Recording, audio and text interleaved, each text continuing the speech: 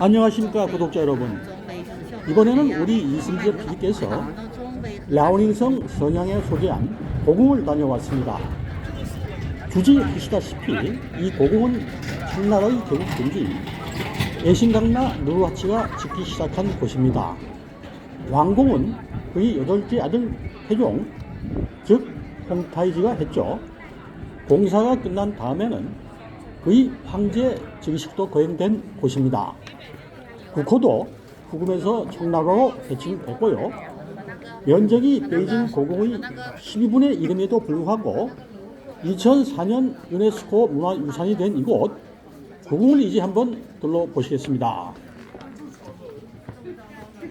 처음 들어온 것은 홍타이지가 주로 정사를 보던 숭정전입니다. 선양 고궁에서는 가장 중요하고 큰 건물이죠. 명나라를 완전히 멸망시키고 베이징 고궁으로 황궁을 옮긴 다음에는 행궁으로 쓴 곳입니다. 홍타이지가 정사를 보던 곳이라는 사실을 알 수 있듯 정대 광명이라는 글귀가 유난히 눈에 띕니다. 정직하고 바른 품행을 갖춰야 한다는 뜻이겠죠. 실제로 그는 그렇게 살았다고 합니다. 물론 우리에게 그는 썩 좋은 기억의 인물은 아니죠. 1636년 조선에 쳐들어와 병자호란을 일으킨 장본인이니까요. 사실 그가 청나라의 2대 황제가 돼 조선을 쳐들어온 것은 거의 기적이라고 해도 좋습니다. 그의 아버지 누르하치가 거병 당시 아버지 탁시에게 받은 유산이 갑옷 13벌과 병력 30명이 다였으니까 말입니다. 상식적으로 각 부족으로 나뉘어져 있던 여진족을 통일한 후 명나라까지 멸망시킨다는 것은 말이 안 되는 것이었죠. 그러나 누르하치는 그 힘든 일을 해냈습니다. 숭정전에 누르하치의 추상화가 떡하니 버티고 있는 것은 이 사실을 보란듯 증명하는 것 같네요. 그의 DNA를 물려받은 덕분일까요? 청나라는 초창기에 아주 잘 나갔습니다. 홍타이지의 뒤를 이은 순치, 강희, 옹정, 걸륭 황제 등이 나름 상당한 성군으로 평가받고 있으니까 이렇게 단언해도 좋습니다. 심지어 걸륭 황제 때는 유럽을 우습게 볼 정도로 최고 극성기를 맞기도 했죠.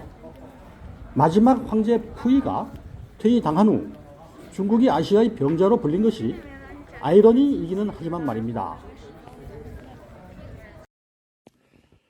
자, 이제 당시 홍타이지를 비롯한 황제 후궁들의 생활상을 말해주는 후비 생활용품전을 구경하시겠습니다.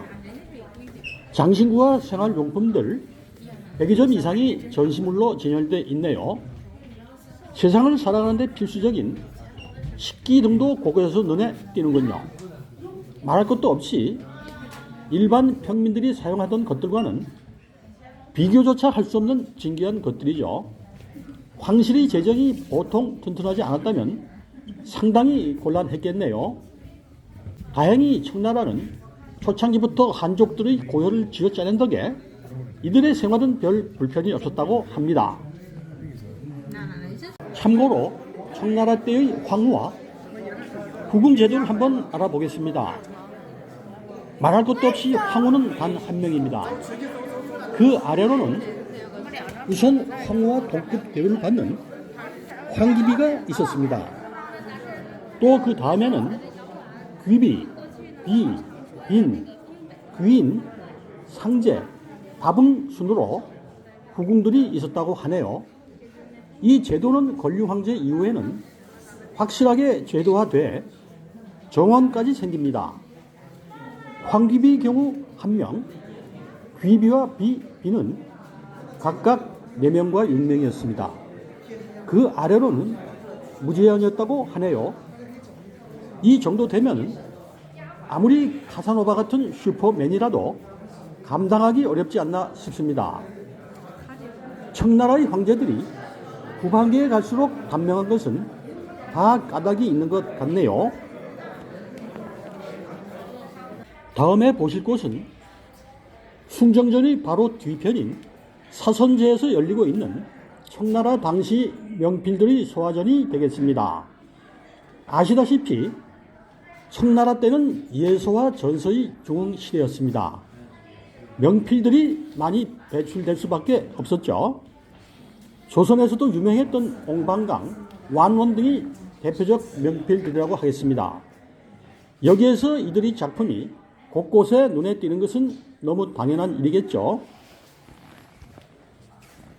사선제를 나서니 고궁 입구에 자리 잡은 드넓은 광장이 보이는군요.